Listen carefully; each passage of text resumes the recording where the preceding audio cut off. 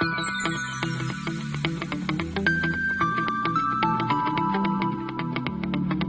everyone, this is Bhargav Suthar, and today we will discuss some more types of graphs. So basically this is the last and third part of the types of graphs. Okay, so in this today's session we will discuss some more rest of the types of the graphs. Okay, so first let us understand what is a bipartite graph.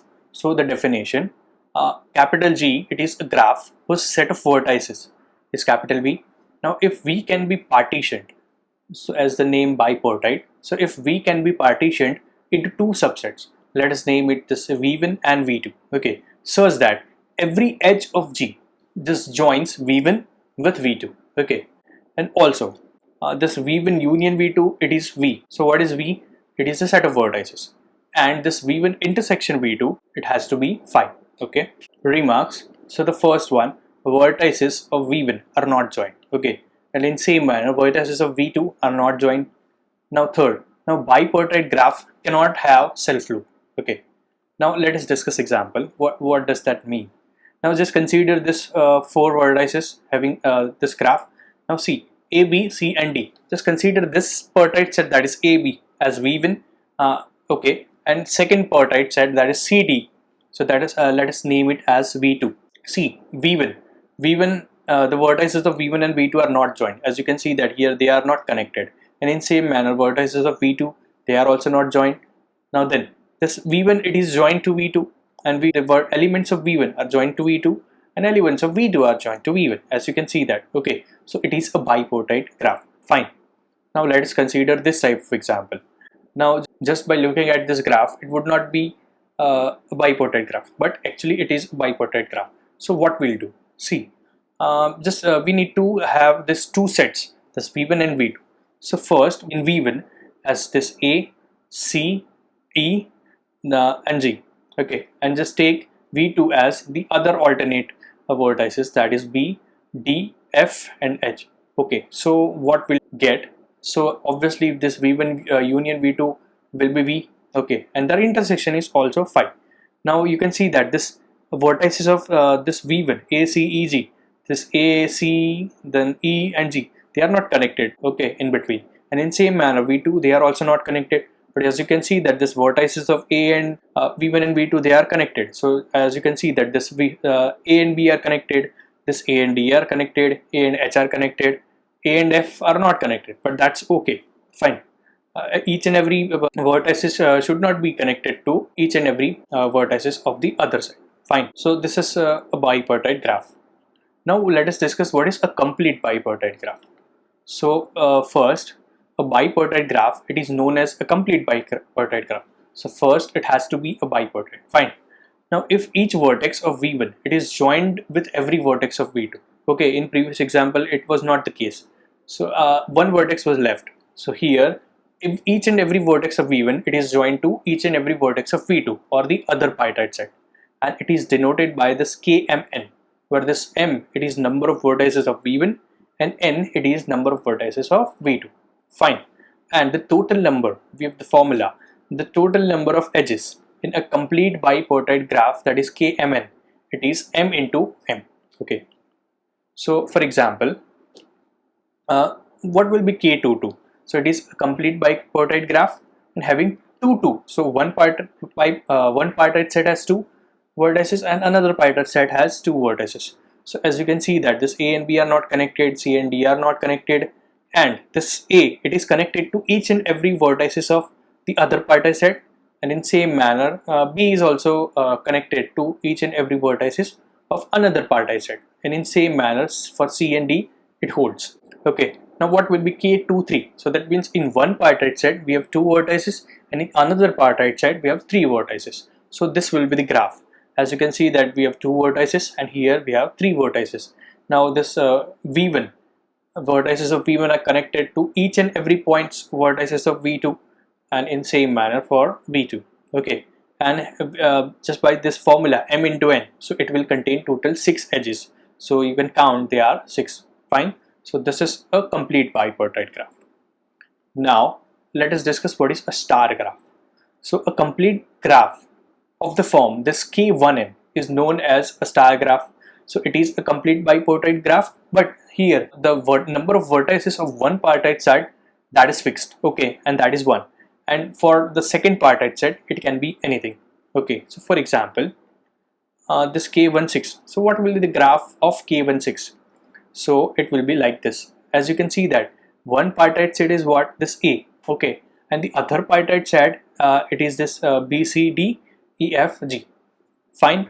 So as you can see that just by looking at this, it is of the form star, so that is why it is known as a star graph. Fine. So this is a star graph. Now let us discuss examples. So the question is, draw a complete bipartite graph which is not regular. Now see, what is complete bipartite graph? We know that. Now what is a regular graph? We have already discussed in previous sessions. So what is a regular graph? A graph in which each and every vertex has the same degree, okay. So we'll draw this type of graph. So it will be K16. So as you can see that it is a complete bipartite graph, okay. And here you can see that the degree of A, that is 6, and degree of rest of the vertices, that is 1. So that is not possible. It is not regular, but still it is a complete bipartite graph. Fine. So let us discuss another example. So the question is, draw a graph which is regular but not bipartite.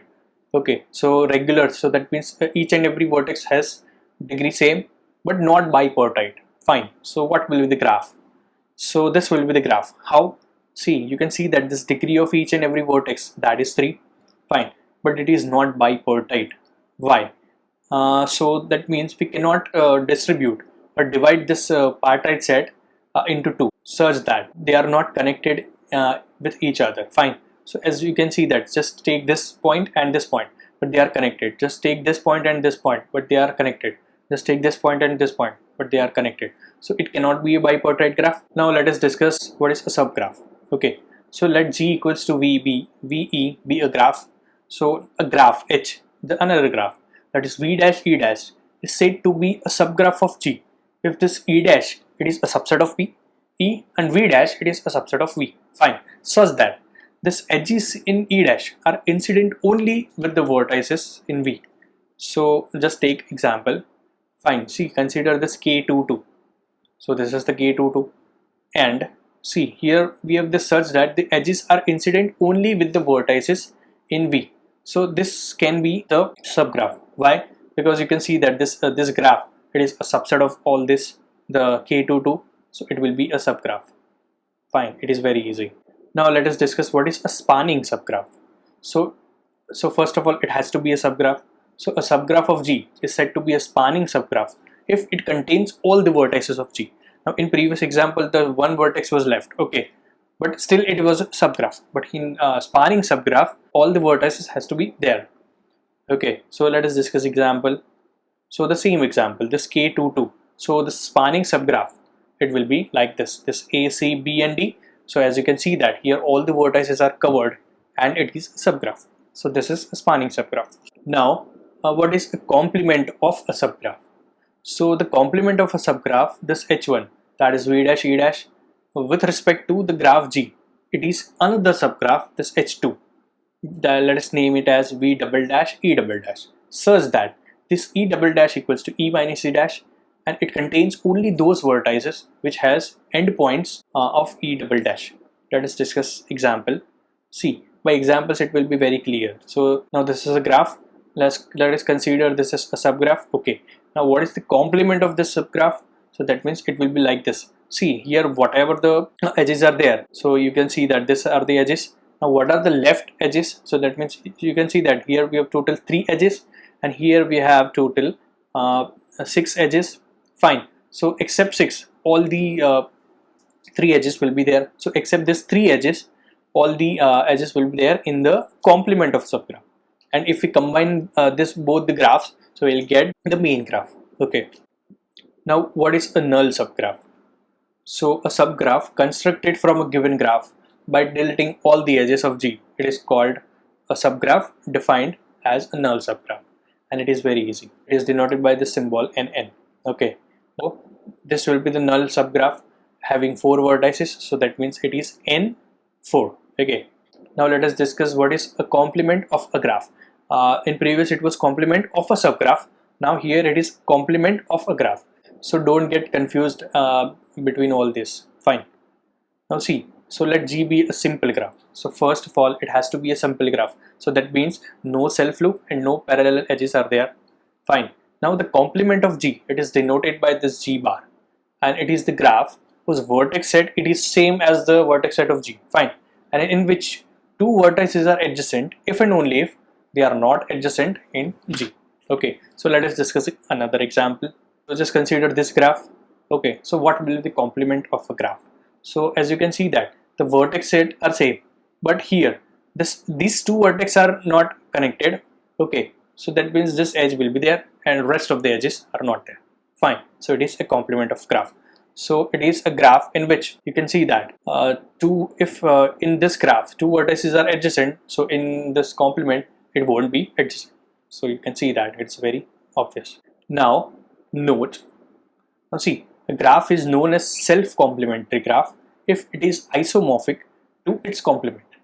Now we have done what is isomorphic. Okay, so let us consider this. See, this is a graph. Fine. So what will be its complement? So you can see that we have covered all the vertices. Now these two are not adjacent, so that means it will be adjacent here. These two are not adjacent, so that means this will be adjacent here, and these two are not adjacent, so that means this will be adjacent here. But just by looking at this, it is the same graph, so that means it is a self-complementary graph. So after getting the complement of the graph, we are getting the same graph, so that means it is a self-complementary graph. Okay, now let us discuss what is a path or a walk. So a walk of a graph G, it is an alternating sequence of vertices and edges. This V0, E1, V1, E2 and so on, beginning and ending with the vertices, in which each edge it is incident with the two vertices immediately preceding and following it. See, it is very easy. And this path or walk joins V0 and Vn. Now if this both are same, so that means this beginning of the that means this starting vertex and the end vertex, they are same, then we can say that it is a closed path or a circuit. Now if V0 and Vn, they are different, so that means it is called an open path. Now for example, see, consider this type of graph. Fine. So what will be the path? So just take this B even. So B even A, then E4, then C, then E5 and D. So it is a path and it can be any path. Okay. So it is just start from a vertex, end with a vertex, and this edge are alternating. So that means just, we will write in this pattern, this B even A, then E4, C. So it is a path, simple path. Okay, it is a path.